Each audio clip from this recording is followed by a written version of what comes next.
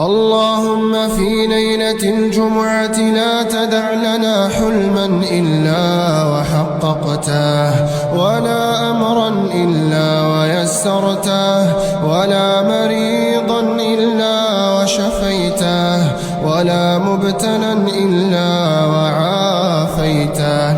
اللهم في صباح الجمعة اجعلنا نستيقظ على قلب مجبور، وذنب مغفور، وراحة في الصدور. اللهم اجعل هذا اليوم تنتهي فيه المشكلات، وتغفر فيه الزلات، وتحقق فيه الدعوات،